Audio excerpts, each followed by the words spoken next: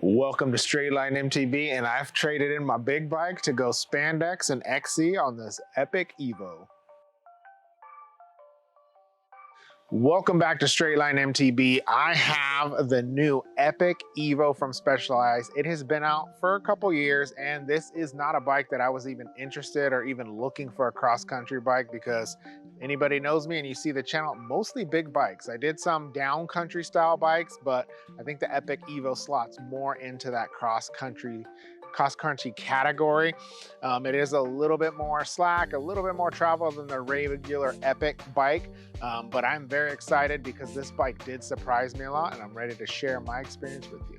This Epic Evo is the 2023. It's a size large, and it is just the base build. It's just the Epic Evo. The build doesn't have a name. Comes in at $4,000, and for our size large with these pedals, I have the Tenant pedals on it, came in at 28.5 pounds. So for a cross-country bike, it is a little bit portly, but as we go over the spec, you'll kind of see that it isn't built for the lightweightness. So it has some room for upgrades as you go. It's got the NX drivetrain.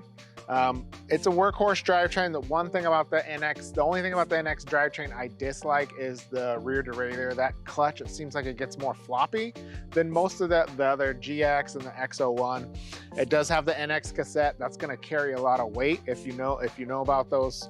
It is the heavier version for SRAM. For the suspension, it comes with a Reba RL. So what you're getting is a little bit of compression into a lockout and rebound adjustments. I didn't find a lot of problems with it. I didn't feel it noodly. I'm about 220 pounds on a bad day, and days have been pretty bad lately. And I didn't find that 32 millimeter stanchion being super flexy for this bike. So that was a big surprise, as we'll get into. And then on the rear, it's the RockShox Deluxe shock. So you're getting a lockout and then the open position and some rebound. Again, I thought that performed really well. Trans-X dropper on this. So it is Trans-X, I guess you can kind of think of it as a generic brand, but I've ridden a lot of the Trans-X and the Brand X droppers, and they've been just solid. Taking care of business, hot, cold, big guy like me bumping and rumping on this thing, and no problem. The Specialized dropper post lever is very nice. I like it. It's got some great feel on it. The wheels are Specialized house wheels. I don't know what to think of. I didn't even ride them, actually. Now, I remember I took them off and I put some Stans Flow MK4s on them, some big burly wheels. So the reason I did that is that those wheels actually came up lighter than will come on this cross-country bike. So just something to think, that could be another area where there's some weight that you can save as you go. The brakes, so that's one thing that on this build that not a huge fan of. They're the Level T, so the very base of the level version of brakes. They stopped me, but there were definitely some very hairy moments coming down the trail, burling down all this weight. They struggled just a little bit. So that might be maybe a pad changer, maybe checking out something a little bit stronger. But I'm gonna say the standout to me on this build was the ground control tires. These are XC tires, and I didn't think much of them. I've grown to love them. I actually have another bike that I bought them for. These are the T7 grids. Not super light, but not heavy, and they give you plenty of traction, and I really fell in love with those tires on this bike. Being a cross-country bike, coming from big enduro bikes, trail bikes, as you guys watch the channel, I was a bit weary of this bike, because on our size large, the geometry, 1194 wheelbase, that is very short compared to my next shortest bike I think it was like 1220 that I've ridden.